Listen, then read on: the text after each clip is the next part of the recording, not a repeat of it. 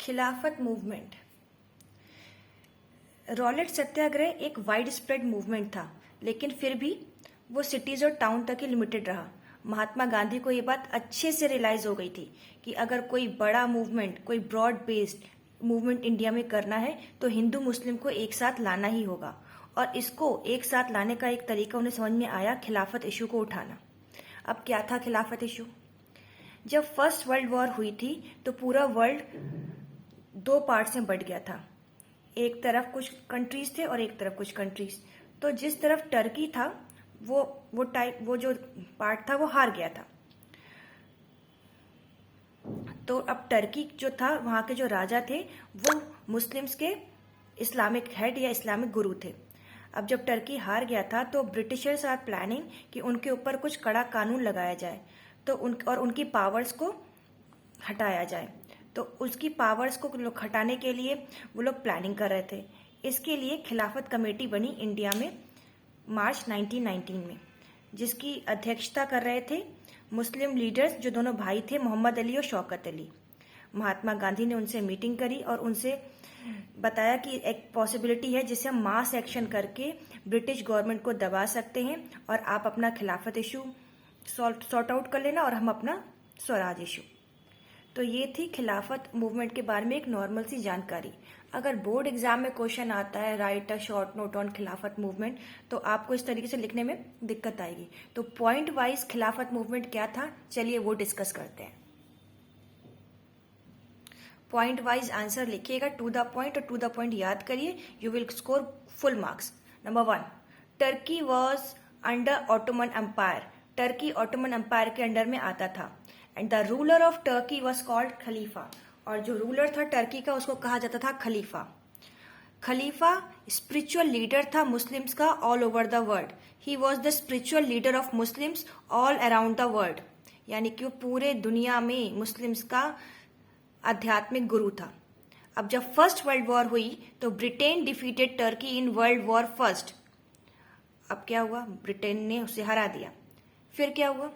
अब Britain is planning, the team of Britain is going to plan a harsh treaty was going to impose on खलीफा। एक कड़ा कानून खलीफा पे लाने के प्लानिंग की जाने लगी। It caused wide spread anger among the Muslims. इससे मुसलमानों में बहुत ज्यादा गुस्सा भर गया।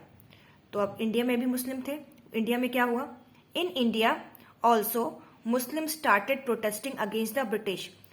इंडिया में भी मुस्लिम प्रोटेस्ट करने लगे ब्रिटिश के खिलाफ, और उसके लिए उन्होंने क्या की? खिलाफत कमेटी बनाई। किसकी लीडरशिप में? मोहम्मद अली और शौकत अली भाई की लीडरशिप में। अब यहां तक तो ठीक था, बन गई कमेटी, पर मूवमेंट कहाँ आया? मूवमेंट आया गांधी जी की एंट्री से। Gandhi ji saw this as a golden opportunity. उनको ये सुनहरा अवसर लगा to bring all Muslim under the unified umbrella of struggle against British.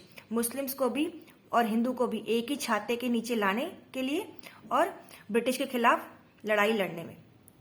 और अब गांधी जी ने इतना काम कर लिया, उनको अपने साइड कर लिया। अब मनाना था कांग्रेस लीडर्स को। तो Gandhi ji convinced all Congress leaders to support Khilafat movement.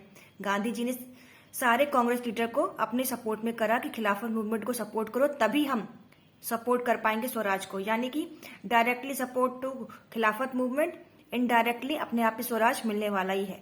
ठीक है, तो खिलाफत के रास्ते हम पाएंगे स्वराज। ये था पूरा खिलाफत आंदोलन के बारे में एक नोट, जिसको आप इजीली लर्न करके लिख सकते हैं। चलिए 5 पॉइंट अभी बैठे बैठे याद करते हैं। Number 1, Turkey was under Ottoman empire. Turkey Ottoman empire के अंदर आता था। The ruler of Turkey was called खलीफा। खलीफा कहा जाता था। और खलीफा स्पिरिचुअल लीडर था किसका? मुस्लिम्स का। नंबर 4, ब्रिटेन ने फर्स्ट वर्ल्ड वॉर में किसको डिफीट कर दिया था? टर्की। और जब टर्की हार जाएगा तो ऑब्वियसली उन पे कुछ तो कुछ सजा दी जाएगी। तो 5th point, a harsh treaty was going to be imposed on Khalifa, that is on Turkey. 5 point clear. Now next 4 point. 6 point, जिससे अब आप मेरे भगवान या मेरे गुरु के ऊपर कुछ कड़ा कानून लाओगे तो गुस्सा आएगा, वैसे ही it caused wide spread anger among the Muslim all over the world.